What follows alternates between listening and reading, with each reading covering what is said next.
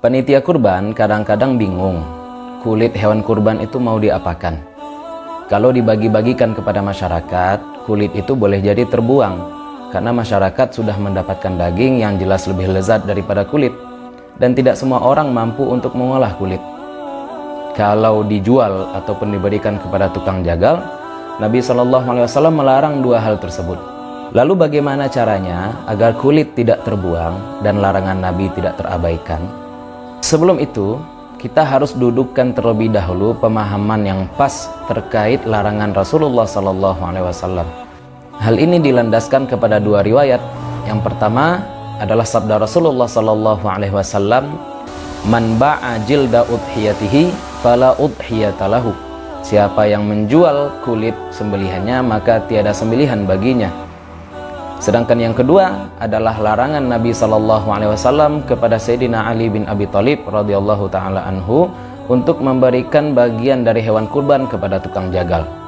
Untuk yang pertama, yang dilarang oleh Nabi SAW untuk menjual hewan kurban itu adalah orang yang berkurban, karena hewan itu baginya adalah pengorbanan sebagai bukti zahir ketakwaan. Sedangkan jika bagian hewan tersebut katakanlah kulitnya telah disedekahkan, maka hukumnya berbeda. Ia tidak bisa lagi disebut sebagai kurban, akan tetapi ia disebut sebagai harta sedekah, dan menjual harta sedekah bagi orang yang menerimanya itu diperbolehkan. Untuk itu, dalam akad perwakilan pelaksanaan kurban, peserta kurban bisa saja menyedekahkan kulit hewan kurban tersebut kepada panitia ataupun kepada masjid. Kemudian kulit tersebut dijual dan digunakan untuk penyaluran yang lebih baik dan lebih maslahat.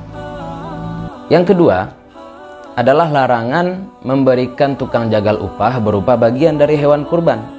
Tentu yang dilarang di dalam riwayat tersebut adalah memberikan upah, karena ini adalah bentuk mengkomersilkan hewan kurban.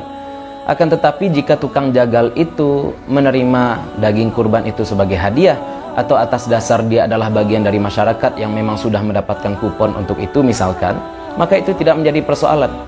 Ingat, yang dilarang adalah upah, bukan hibah. Membedakannya bagaimana? Gampang saja.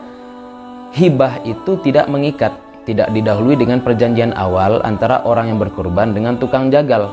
Selanjutnya, jika tukang jagal itu tidak mendapatkan hibah, dia tidak bisa menuntut, karena hibah itu hukumnya jaiz.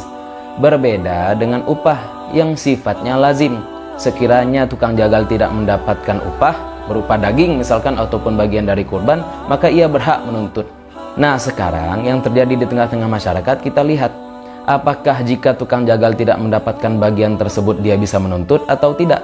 Jika dia ternyata tidak bisa menuntut, ya sudah, berarti tidak menjadi persoalan. Namun jika tukang jagal bisa menuntut, mana bagian saya misalkan seperti itu, maka barulah hukumnya menjadi haram.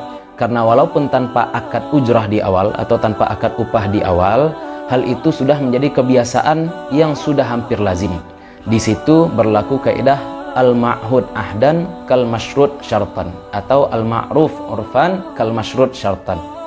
Di antara hukum turunan dari permasalahan ini adalah bahwasanya daging kurban itu boleh saja dimasak di lokasi penyembelihan untuk kemudian dinikmati bersama-sama oleh masyarakat, baik yang ikut gotong royong menyembelih ataupun yang tidak ikut. Pokoknya yang hadir turut menikmati daging kurban tersebut, dan itu tidak menjadi persoalan. Yang halal itu halal, yang haram itu haram. Dalilnya jelas, hukumnya tegas. Akan tetapi, di antara tugas para ulama adalah melakukan supervisi agar hukum yang tegas tadi dapat diterapkan kepada objeknya secara tepat. Allahu ta'ala a'la wa a'lam, wallahul muwaffiqu ila aqwamit thariq, fastabiqul khairat. Assalamualaikum warahmatullahi wabarakatuh.